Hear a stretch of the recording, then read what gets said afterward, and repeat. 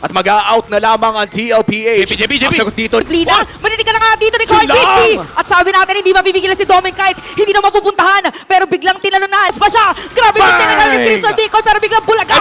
Dito sa damage ni Carl Dixie. Habang na-diretso naman, napakaganda pagpasok doon para kay Renny Carl? J. Grabe, tuloy-tuloy si Domin kahit biglang dumating doon sa may bandang harap. Oo. Kanya-kanyang free hit na to. Bumaba na pa nga si Dominkite, pero ang dami nang humahabol sa kanya. Kakatin nga pa, pero tumatama na rin si Oheb dito. Nakakapagkas palayo, pero doon sa likod ay papasok nga rin ang kanyang mga kakampi. Si Edward buhay pa rin, pero yung Imoy nawala na. Dominkite buhay pa rin hanggang ngayon. Lumalaban pa rin sila sa Edward na dito Okay, sumakto, ginamit yung flicker. Hindi na makakatakas dito si Yue. Habang si Dominkite naman, makakapag-dash away. Makakapasok din si Sim sa may record, pero makapatay na siya dito ni Oheb. This is it. Habang si Demon Kite hinahabol si Oheb, nag-quad shadow pa nga. Cartesi hinahanap si Renny J. Oheb. Pero si Oheb dito, makukuha pa rin nila si Renny J. Double kill para sa kanya. May iwan na rin dito si Edward. Na-shutdown na rin dito si Demon Kite. So 4 play. Available makakatakas nga pa. Tapos babalik, si Renny J dito mabibit-bet. Pero ginamit na rin dito yung Raging Sandstorm para mas mapalayo si Sanford. Ito pala yung bait nila. Nagamit na yung Spirit Destruction. By the way, si Sanford nandun pa rin sa may badalikod. Demon Kite makakasecure na yan! Muli ka na makita nila si Carl. Hero yung call habang si JP makakalahati yung buhay. Renny J medyo masasaktan lang din. So ganun kataas yung respeto ng dalawang team sa isa para masecure yung objective na yan. At makikita natin si Yuen magiging target. May iwan niya rin si Carl TZ. Nawala immortality si Sanji kaya napatay na rin. Si Demon Kite meron ay makapatay. Demon Kite nandun sa may badalikod. Habang may sariling laban yung dalawang players dito sa may side ng Orange Ball. Demon Kite makukuha dito ni Carl TZ.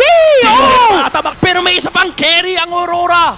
Tingnan natin kung madedepensahan ba na TLPH dito. Meron namang immortality si Sanford. Pilit na nililiko yung Lord. Pero papasok na si Oheb nakakatakas pa rin. Habang mga players yun, Aurora pipilitin na targetin si Oheb. Kalahati na lang yung buhay ng Lord. Kakayanin ba ng cavalry habang si Sanford ay bibigay na. Ito na yung Lord pero buhay na si Sanji. Naku, para mababalik na naman yan. Mawala na immortality si Edward. Ginamit na yung Winter Crown. Nandito yung Spear of Destruction na hindi natama. Hindi tumama yung Spear of Destruction.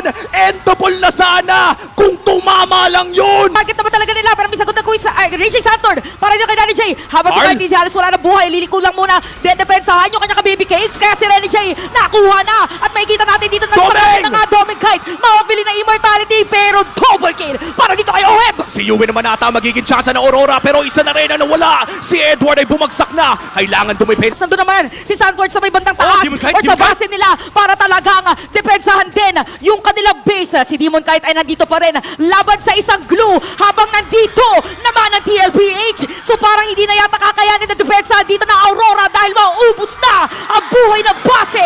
Biglang baliktad TLPH ang game number 1. Sobrang lapit ng game number 1. Pero ang nakaangat ay TL.